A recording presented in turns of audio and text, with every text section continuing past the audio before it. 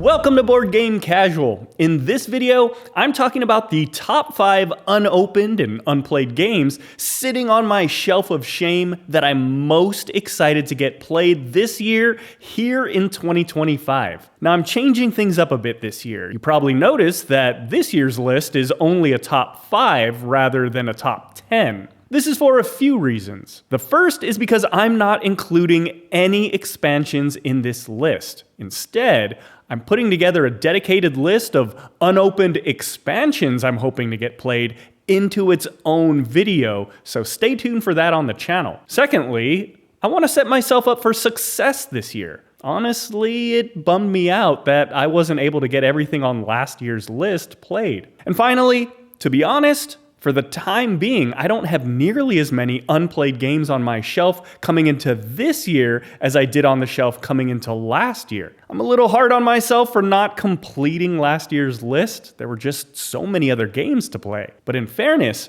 I knocked quite a few games off the shelf of shame, which really sets up a more manageable list this year. There are, of course, a bunch of other unopened games on the shelf I'm not even mentioning, games that I either impulse bought on sale or maybe got as gifts that I do want to get played eventually, but who knows when I'll get to. But these are the top 5 I'm most eager to play. Here we go.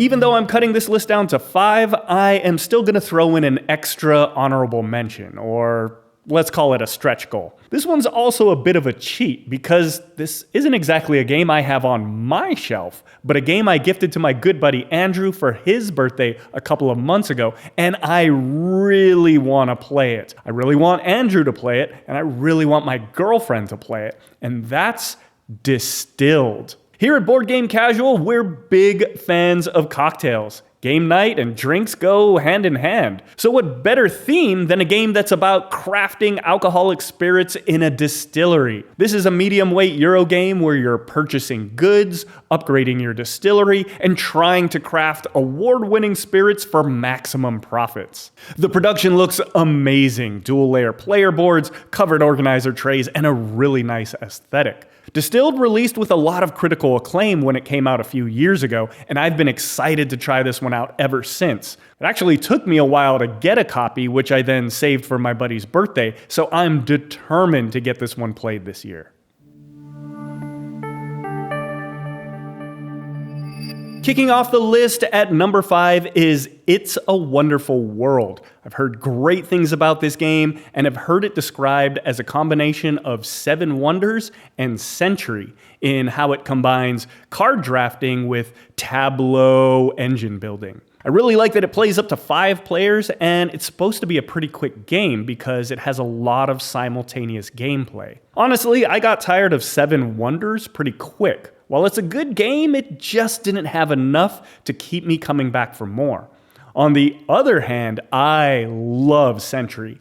This is an evergreen that I'm always happy to play, so I'm hoping It's a Wonderful World will help fill the void in what I thought Seven Wonders was lacking. Number 4 is the lone carryover from last year's list, Long Shot the Dice Game. The reason for not getting this one played last year certainly wasn't due to a lack of desire. I'm really excited about this game and want to try it out. It seems like a ton of fun. However, I've been saving it for the occasion when I have a big group. I bought this game in mind for those nights where we've got 6 to 8 people at the table, since this is another game with a lot of simultaneous gameplay, and I like that it seems pretty easy to teach. In this game, you're rolling dice to move the horses, but along the way, you're betting on horses, buying horses, influencing movement, and acquiring and using special abilities. I want to play this one so bad. I'm thinking I might just pull it out as a filler, even if I only have 4 or 5 people over. Number 3 on the list is one of the latest additions to the Shelf of Shame, a gift from my girlfriend, and I believe it's also the newest game on this list, Knar.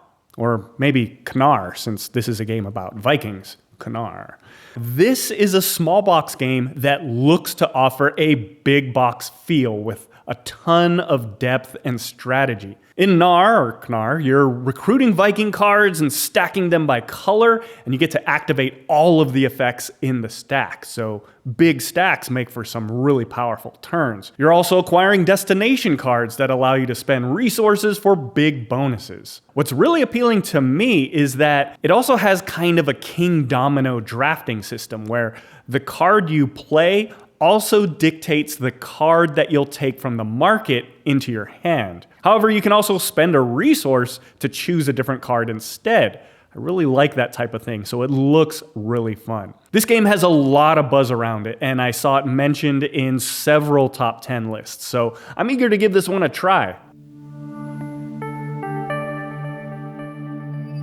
While Moonrakers makes the list at number 2, it's probably number 1 in terms of the game I'm most curious about. Again, I was lucky enough to get this as a gift from my girlfriend because I'm not sure this is a game I would have ever picked up for myself, as I don't usually play a lot of games with negotiation. At its core, Moonrakers is a competitive deck building game where you're working to fulfill contracts. But the contracts are often too big for a single player to fulfill on their own, so they'll need to negotiate with any number of other players to join them, agree on how to split up the rewards, and then work together to try to complete the contract. I love deck building, so this sounds pretty cool, but very group dependent.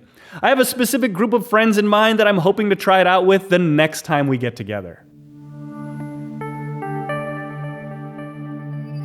And finally, the number 1 unopened game on my shelf that I'm most eager to get played in 2025 is Revive. This is another game that made a lot of the top 10 lists when it came out in 2022. It's also another game that I think my buddy Andrew will like, since he loves games where you flip things over to discover or activate new things or new spots on the board. I am dreading getting through the rule book of this one, since it does look a bit heavy. Certainly heavier than anything else on this list. I've watched a few rules videos though, and it seems like once you get going, it's pretty straightforward. So number 1, Revive. I really want to get this one played. There you have it, my top 5 unopened games, and one extra, that I'm most excited to get played this year. I feel pretty confident in getting these to the table, and hopefully sooner than later, because I know there's going to be a lot of other new games coming in throughout the year as well. Not to mention all the unopened games my friends want to get played from their shelves. If you've played any of these games, I'd love to hear what you think of them down in the comments. And let me know if you think I have them in the right priority order. I'd also love to hear what games you've got sitting unopened on your shelf of shame that you're determined to get played this year. As I mentioned earlier, stay tuned for a list of the unopened expansions I'm most excited to play this year as well. Though, spoiler alert, I find expansions a lot harder to get to the table. Thanks so much for watching. Thank you for liking and subscribing, and I'll see you next time here on Board Game Casual.